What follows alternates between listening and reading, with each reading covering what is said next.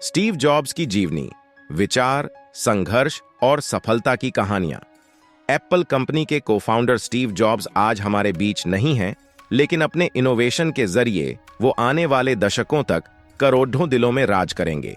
Steve jobs का जन्म 24 फरवरी 1955 को कैलिफोर्निया के सैन फ्रांसिस्को में हुआ था और कैंसर की बीमारी से पीड़ित जॉब्स की मृत्यु 5 अक्टूबर 2011 को हुई थी। जॉब्स 12 जून 2005 को स्टैनफोर्ड यूनिवर्सिटी के एक प्रोग्राम में शामिल हुए, जहां उन्होंने अपने जीवन का सबसे प्रसिद्ध भाषण स्टे हंगर स्टे फूलिश दिया। इस स्पीच में उन्होंने अपने जीवन से जुड़ी 3 कहानियां सुनाई थीं। कॉलेज से निकालने की कहानी स्टीव जॉब्स ने बताया, मुझे कॉलेज से निकाल दिया गया था, लेकिन ऐसा क्यों हुआ, इसे बताने से पहले मैं अपने जन्म की कहानी सुनाता हूं। मेरी मां कॉलेज छात्रा थी और अविवाहित थी। उसने सोचा कि वह मुझे किसी ऐसे दंपति को गोद देगी जो ग्रेजुएट हों। मेरे जन्म से पहले यह तय हो गया था कि मुझे एक वकील और उसकी पत्नी गोद लेंगे, लेकिन उन्हें बेटा नहीं, बेटी चाहिए था। जब मेरा जन्म हुआ तो मुझे गोद लेने वाले पेरेंट्स को बताया गया कि बेटा हुआ है, क्या वो मुझे गोद लेना चाहते हैं, और अचानक वो तैयार हो गए। मेरी माँ को जब पता चला कि जो पेरेंट्स मुझे गोद ले रहे हैं वो ग्रेजुएट नहीं है, तो उन्होंने मुझे देने से मना कर दिया। कुछ महीनों बाद मेरी माँ उस समय नरम पड़ी जब मुझे गोद लेने वाले पेरेंट्स ने ये वादा किया कि वो मुझे कॉलेज भेजेंगे। 17 साल की उम्र में मुझे कॉलेज में दाखिला मिला। पढ़ाई के दौरान मुझे लगा कि मेरे माता पिता की सारी कमाई मेरी पढ़ाई में ही खर्च हो रही है। मुझे समझ में नहीं आ रहा था कि मैं अपने जीवन में क्या करूंगा। आखिरकार मैंने कॉलेज ड्रॉप करने का फैसला किया और सोचा कि कोई काम करूंगा।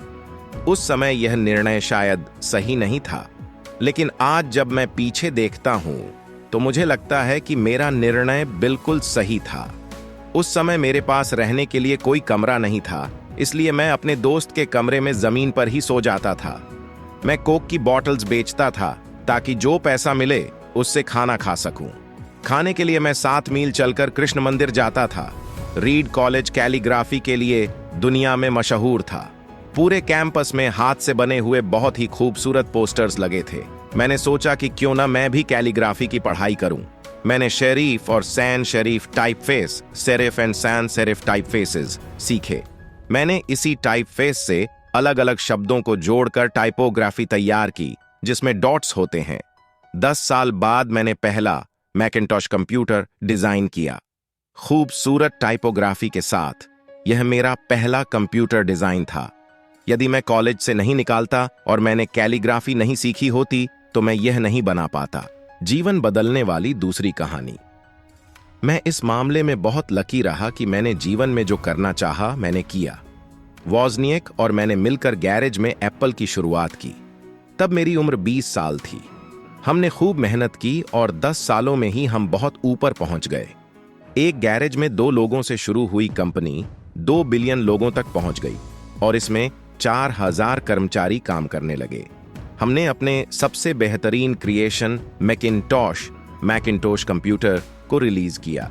जैसे जैसे कंपनी आगे बढ़ी, हमने एक प्रतिभाशाली व्यक्ति को कंपनी संभालने के लिए चुना। पहले साल तो कंपनी ने बहुत अच्छा काम किया, लेकिन भविष्य को लेकर हमारा जो विजन था वो फेल हो गया।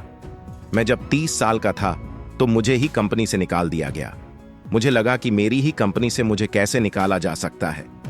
इसके बाद 5 सालों में मैंने एक नई कंपनी तैयार की नेक्स्ट नाम से, और इसके बाद एक और कंपनी पिक्सार नाम से।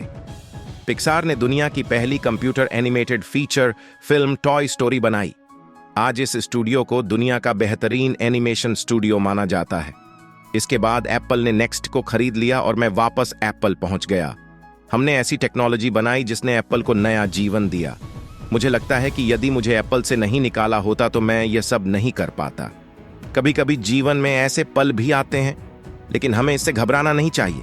आप अपनी मंजिल पर नजर रखें और आगे बढ़ते रहें।